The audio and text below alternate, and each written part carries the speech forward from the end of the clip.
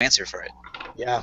And Houston is a team that is built to be defensive and can sit back with 10 men behind the ball, and nothing they could do. I mean, like you said, I fully believe in Oscar Pareja, especially with the young guys like he did at Colorado last year.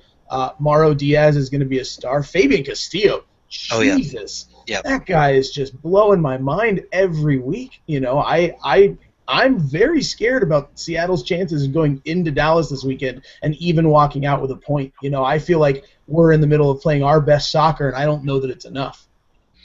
Well, and Aaron, you saw Dallas up close recently, right? Yeah, sort of. With his back to it. Yeah. I didn't get to watch all that much of the game, and I didn't want to rewatch the game. When you lose, I don't like rewatching our losses. Yeah, that's fair. I watched the condensed match, but that's about as much as I can handle when we lose. Yeah. I watched the nothing. I put it away. I watched very little of DC United last year, guys. It was pretty. I probably watched like 17 MLS teams more than I watched DC United last year. Well, all of a sudden got like a feel of like an Alcoholics Anonymous meeting. It's been a rough couple of years, and I try to put it all behind me. I think I even watched 75 days since I watched a full loss. I think I even watched like 7 lower league teams more than I watched DC United last year. I watched DC United in the Open Cup final last year. That was fun. I was probably the only person to ever pick them to win that game. So I picked them to win. I thought it was our year. I was like, you know what, this is gonna happen. I was like, this is an upset waiting to happen. So. Hold the phone in. Did you still think it was your year when you got to the Open Cup final? Yeah. You really didn't watch, right? I guess you're right. I was. Yeah, I mean, joke's on us. You're going to be in the CCL this year, so. Hey, no, we're going to do well in the CCL. We're at least going to make it to the quarters. Whoa, mark that down as a bold prediction. Mark that down right now. 8:58 Ian time on April 9th. DC United's going to make the CCL quarters. Take that, Jamaican League. Since we're just finishing up with the last round, they haven't done the group draws yet, have they? No. No. So we don't know that you're not in a group with the powerhouse yet? Well, we can't be. The only way that's going to happen is if we get put into the group that wins, or if we get put into... no, that's not going to happen either. Yeah, we're going to be in a group with like a Costa Rican team and a Honduran team or something. You can't end up with... is it TFC this year? Who's the Canadian team? No, because the Canadian champion gets put into pot 2 with the U.S. Open Cup champion. So they can't be in the same group. And you can't... MLS teams can't be... Or U.S. teams can't be in the same group. And a U.S. and Mexican team can't be in the same group. Right. I didn't know about the Canadian and the U.S. I didn't know that that's how it works specifically, so that's good to know. Yeah. So they can be in someone else's MLS group, like what happened with San Jose and Montreal. Right. But, yeah. We will be all by ourselves. Well. So, anything else to say about Dallas and Houston, other than Dallas looks crazy scary and they fully deserve the number 1 spot? A team that's perennially as good as Houston in a rivalry match to really dominate them that way, I think it shows a lot of what Dallas is made of this year. Especially the way they finished last year. I mean, I certainly, in Ian's breakdown of teams from our preview episode, I had Dallas in the bottom quarter for sure.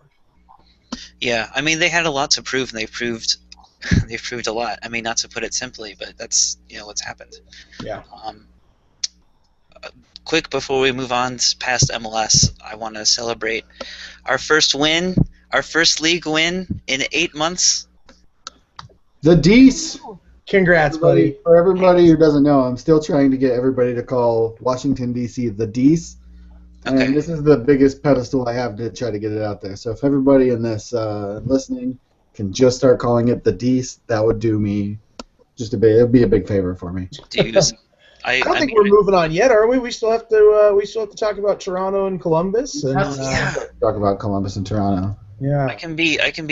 Dennis is sick this week, so I can be the replacement Dennis. I expect a solid accent. Ah, crap. I mean, I've got the Minnesota accent down. That's close enough. Yeah, so... That's how we're going to pretend that Dennis sucks from now on. So, yeah, Toronto FC, eh? No, that's, you got it. Now, apologize to Chris for beating his team. Oh, sorry, Chris. Sorry. There it is. But how about that Michael Bradley goal, eh? Here's the thing about that. I don't think anybody on Columbus's defense or in the stadium or anybody that wasn't Michael Bradley expected him to shoot that. Man, I don't even know Michael Bradley expected him to shoot that. Like, as soon as it went in, and I was just like, I mean, Parkhurst was nearby, and he was kind of going full speed at it, but I just don't think anybody was ready for it. No, I think you expect him to kind of pivot his hip and try to put it back towards the center of the box. Like that's all credit to Michael Bradley on that goal. It's such an insane angle. It reminded me of the who was that guy? The Brazilian guy who scored that ridiculous curved angle goal against North Korea in the last World Cup. Does anyone remember that? Do not recall. I think it was Fabinho. I don't know. It probably wasn't Fabinho. I'm just throwing out random possible Brazilian names out there. All right. Yeah, so I'm going to say in Columbus's defense, that first goal, I just don't think anybody expected it. And again, that's because Michael Bradley was playing out of this world all week. But that's what I'm going to chalk that first goal up to. And the second goal, again, I'm not trying to discredit Toronto. I'm just trying to kind of say, Columbus isn't quite as bad as the scoreline might make it look there. On the second goal, Columbus had pulled one of our two defensive mids and also a defender and put attackers in, just trying to get the score evened up late in the game. So when the second goal went in, we weren't playing too much defense. Yes, that's kind of how I feel about how DC beat New England. Because our first goal was crap. Gonsalves is like, oh, here you guys go. Man. And then our second goal was scored by Chris Rolfe. So, in the 92nd minute. Speaking of Chicago rejects. Yeah, seriously. Yeah, and then looking at the rest of Columbus Toronto, I think Columbus kept possession a lot better than I expected them to, playing against a Michael Bradley based team. Well, no, but that's Toronto's shtick, right? They only get like 35% possession, and Michael Bradley says in the postgame, "Well, possession is overrated," and they win anyway, unless they play RSL. Right. And there's been some great articles with the analytics of how Toronto's doing it, and that's essentially what it comes down to, is that they're happy to concede possession because they're just going to beat you where it matters. Yeah. And they weren't even trying to shut down the wings, which meant Columbus was passing wide every play and then trying to pump the ball into the box. And, once you do that 10 times and a half, Toronto's just, you can't sneak someone into the box when all you're doing is crossing. Yeah, because Toronto's ready for every cross. Because there's no team in the league probably can win the center of the midfield against Michael Bradley right now. And so that's what Columbus is relegated to, and that, And at that point you're just throwing it in there, and Toronto knows it's coming. They've been practicing against it, so I think it's a really low percentage chance. Every time you're pumping the ball in, and we got a couple open looks, 5 or 6 yards out, and then nothing came of them. But we say no team, but there was that RSL game last week. You're right. No, but they didn't win they didn't score those goals through the middle of the field though. And also didn't Bradley pick up a knock in that RSL game and he couldn't finish it, if I remember correctly? Or am I being an asshole and I admittedly giving him too much credit? Game. Okay. I think looking at Columbus's tactics in that game, that was one thing that really did concern me, was that Michael Bradley was pulled from the game. He had the U.S.-Mexico matchup earlier in the week, so they pulled him from the game. I want to say there were about 25 minutes left in the match when they pulled Michael Bradley. But Columbus didn't even try to go back to the middle. We still kept pumping it out to the wings. That's going to be frustrating because you have Higuain. That's his, when you take out Bradley, Eagle's the best center midfielder on the pitch, and you guys didn't go through him. Correct. Well, I mean, we still went through him, but he was still playing more. We were going through him wider than we normally would. And yeah, it just and I think it was just because it was so easy to get those opportunities because they were just giving them away. You know, we could pump the ball out wide every time, and I remember there were like 3 crosses in a row where Josh Williams like found a perfect path across the field where there were no Columbus players. Like, you couldn't have played it better if you were Toronto trying to clear the ball through there. And I think he got pulled from the game at that point also. But yeah, like I said, I thought Columbus looked really good, aside from the fact that they just resorted to trying to pump balls over the top. And Toronto did what Toronto always does and just plays for that beautiful counterattack. Yeah. We should also mention Toronto was playing without Defoe, and I think they were playing without Gilberto, and they played with only 65 minutes of Michael Bradley. So not to make you feel worse about this, Chris, but they got all the minutes of Michael Bradley they needed when he got that opening goal. Yeah, that's true. But yeah, I am worried about what the team's going to look like, you know, when they have Defoe in there later. And even I know I was looking forward to the game because I remembered that Columbus dominated Toronto in preseason, but even in that match, they weren't playing against Defoe, so we haven't really seen him yet as a team. SKC RSL 0-0. Yeah, I mean, we just talked about that being a big key matchup, and you know, the rematch of the Cup in the same location, and nothing, huh? Well, I mean, RSL didn't have its top goal scorer. Could have been a different game if Lato was in. Let me tell you. Well, they had Sabarillo though, right? Oh yeah. He's their 20 goal scorer. I'll tell you that if they got to go into penalties in that game, it would have been exciting. I mean, honestly, SKC RSL, it's a big game because those two teams are really good, but they don't ever like that MLS Cup last year. It wasn't attractive. No. Yeah, that first half was ugly, and then there were goals in the second half, but they weren't pretty either. There was that one. Who was it? I think both Zusi and Beckerman had a terrific pass though that led to those goals. So never mind that. And then that's what SKC does though. I mean, they make you play ugly ball. Yeah. So that's their entire game plan. Yeah. And you know, sometimes it works. A lot of times it doesn't. Or that's not true. A lot of times it works. Sometimes it doesn't. Good. We did it, guys. Hashtag analysis. So I think in the biggest upset of the week, we found out that the Galaxy is better than Chivas. I was kind of disappointed in that game. I mean, well, I think at some point we needed to see LA kind of have their coming out party again this year because they've been struggling early. Mm-hmm. Yeah, that game happened.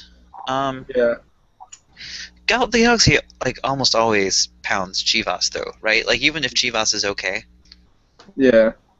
Well, so you know, and it was a home game for Chivas where the Galaxy had 3,000 more fans there than Chivas did. Let's be honest though. Chivas USA versus Galaxy 2, who would win? Chivas they'd win. Yeah, Chivas has got to win. You can't tell me that Dan Kennedy, Mauro Rosales, and Carlos Bocanegra aren't going to take down LA Galaxy 2. LA Galaxy 2 almost lost to the Fighting Nielsen's the other day. That's a good point. I caught the last 15 minutes of that. So I watched the second half of that after the crappy basketball championship game was over. Bitter Ian coming out. Well, it made me mad because we could have had Florida versus Wisconsin, and we said we had stupid 7 Connecticut versus stupid 8 Kentucky, and I hate both those programs. Why do you hate America, where anyone can make it if they try hard enough? Okay. Well, I hate Calipari, and I'm not a fan of Calhoun. I know he's not their coach anymore, but he's like. Hey, speaking of America. Oh, are we? Is this where we're segueing to America versus Mexico? This is where we I'm gonna fall asleep if we keep talking about college basketball. As he wants to.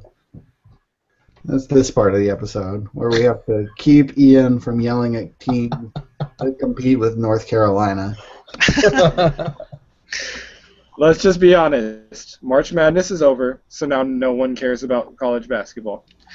I only care about it the first weekend, and then until Carolina's out, and then I stopped caring. I didn't watch any of the Sweet 16 or Round of 8 or Final Four games because I was like, whatever. I watch all college basketball always. That's that. So always on his TV. Had a great segue a minute ago, and now I'm going to do the old remember that segue. You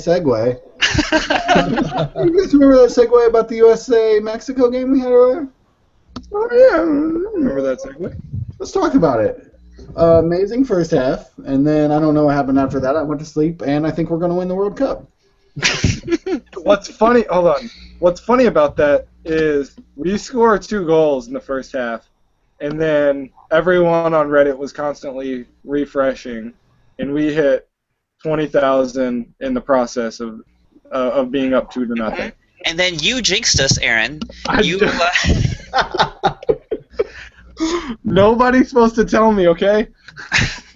Nope, we do the hard-hitting pieces here. Ian's going to take you down. That's actually why we brought you on this podcast. It has nothing to do with the NASL. Real Frost Nixon situation going on over here. Tell me why that because you were like, such a great time to 2002 in the middle of another Dos a Cero. I'm sure that was you who said that too. It might not have been, but I'm going to blame it now. Hold on, let me go back and quote myself, because y'all keep talking. I'm going to quote myself in a second. Okay, because I definitely responded to you and blamed you, and then I got an initial downvote because someone probably thought I hate you, but then everyone else was like, that's exactly what happened. And then okay, so I said there is no better time to reach 20,000 subscribers than in the middle of a Dos a Cero show. We were in the middle of a Dos a Cero show. It was 2-0. No, we were in the middle of a match that just happened to currently be 2-0. It's not Dos a Cero until it's over. The show was going, and it was Dos a Cero when it happened. I'm the jinx judge, and I've decreed that you jinxed it. Bang the gavel, Chris. Me and my friend were watching some Shia LaBeouf movie about golfing, and there was like what? Let's let this happen, everybody. Guys, there's a segue. Promise. Jinxing, like he would literally just what was that movie called? Somebody, anyone? Greatest game ever played or something? I don't know. You watched it. Shia LaBeouf goes golfing. It's about like an underdog just going and winning some kind of open golf thing. I don't watch golf, guys. I think it's the greatest game ever played. That's the one. They won the U.S. Open Cup? Yes, they won the U.S. Open Cup. And there was this like, British guy who the whole time was just like, he'll never win. He's not a professional golfer. And he was just like the epitome of a jinx. So now whenever this story doesn't have a good ending, by the way. Now whenever anybody is trying to jinx something, I'll take on that character.